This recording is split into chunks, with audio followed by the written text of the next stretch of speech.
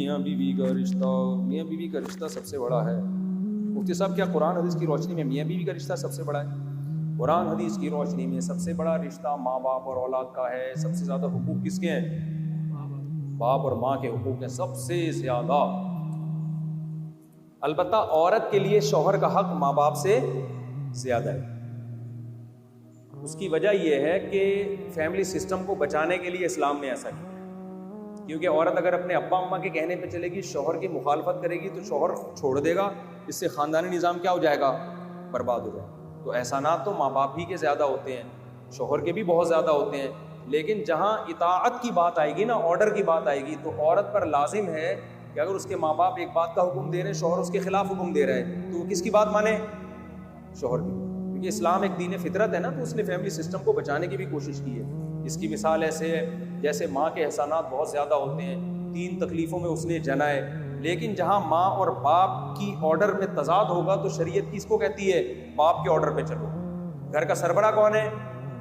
बाप। क्योंकि अगर बाप को आपने लिफ्ट कराना छोड़ दी, ऑर्डर मानना छोड़ दिया, तो फिर सारा सेटअप ही बर्बाद हो जाएगा। समझती हो कि नहीं समझते? तो वो उसकी अपनी रिस्पॉन्सिबिलिटी नहीं लेगा। फिर वो कहेगा कि यार जब मेरी चलती नहीं है तो जाओ, जो मर्जी करना है करो। जैसे कि हो रहा है आजकल, महंचू होता है किसी काम का नहीं है। लेकिन हकीकत ये है कि जो माँ बाप के एहसानात है ना, और माँ बाप का दिल दुखाने पे जो गुनाह मिलता है, चाहे औरत हो या मर्द हो, औरत ने शौहर की नाफरमानी की, गुनाह है उसमें।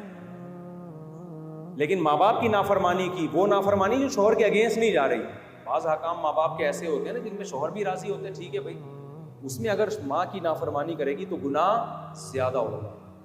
ये बहुत मुकद्दस रिश्ते अल्लाह ने बनाए हैं माँ और बाप के। भाई इन जैसा खुदा की कसम इस कायनात में कोई रिश्ता है नहीं। मैं अपने बच्चों को देखता हूँ यार, कैसे माँओं से चिमटे रहते हैं। एक कल रात क्या हुआ कि घर वालों को नहीं वॉशरूम जाना था, तो मेरी बच्ची ने रोना शुरू किया। मैं दूसरे कमरे में सो रहा था, रात हम लोग कहीं फिशिंग के लिए गए तो देर से आए ना, तो मेरी बच्ची की रोने की आवाज़ आई।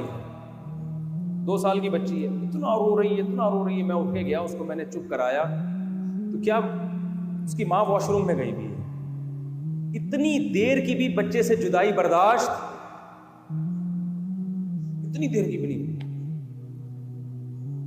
तो मैंने जब ये मंजर देखा ना, मैंने कहा, बच्ची रो रही थी, मैंने उसको चुप कराया। मैंने कहा मैं भी हूं ना, मैं अप्पा हूं। खैर बच्ची चुप तो हो गई, लेकिन मुझे ख्याल हुआ कि यार एक एक सेकंड के लिए माँ को तरसता है, लड़का हो या लड़की।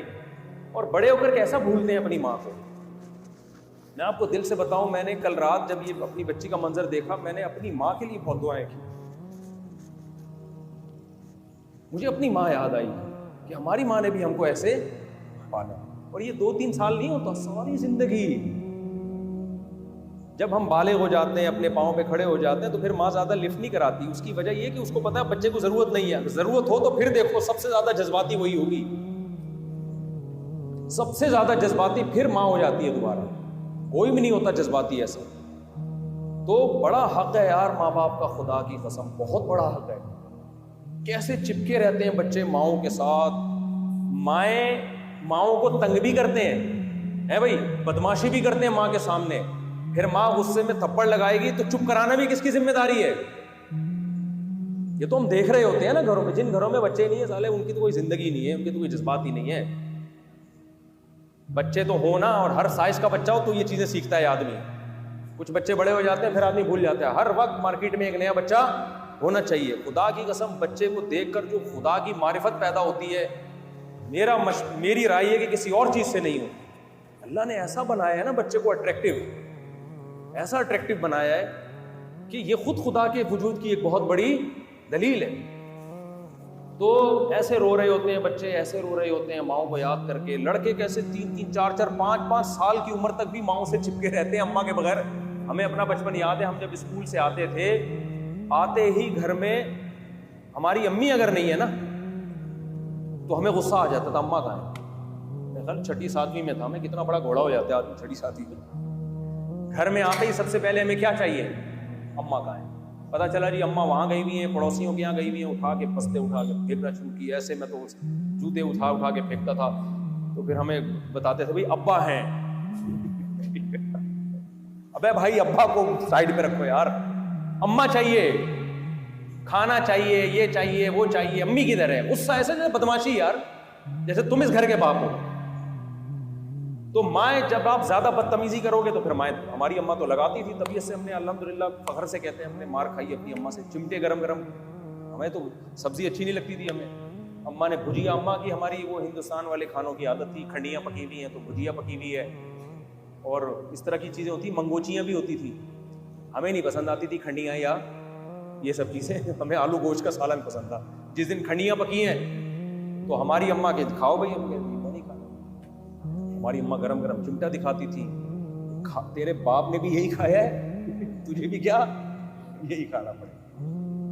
दिल दिल में बद्दुआएं दे रहे, बच्चे थे तो पिटते भी थे, फिर चुप कराना भी किसकी जिम्मेदारी है?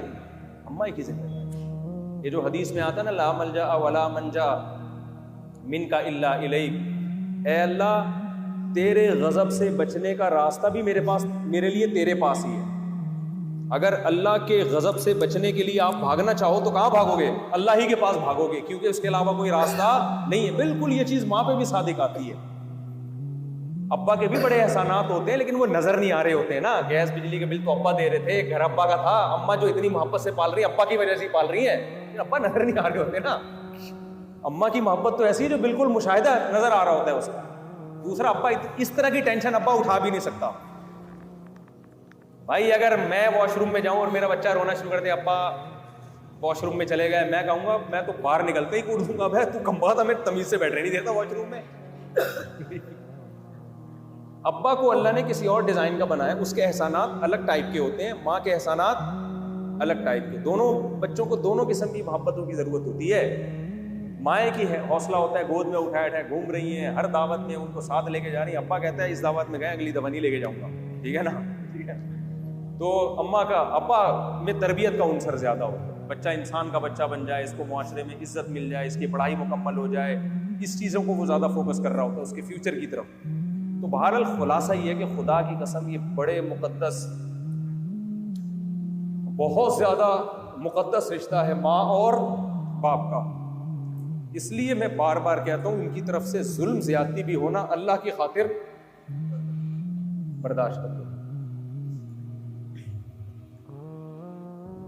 क्योंकि इनके जो एहसानात है ना, एहसानात, उसके बोझ के नीचे हम दबे हुए हैं। कोई बात नहीं, अब्बा की तरफ से उल्टी सीधी हो जाती है, कड़वी कसीली हो जाती है, बुरा भला कहते हैं, जुल्म करते हैं, बर्दाश्त करो अब्बा की।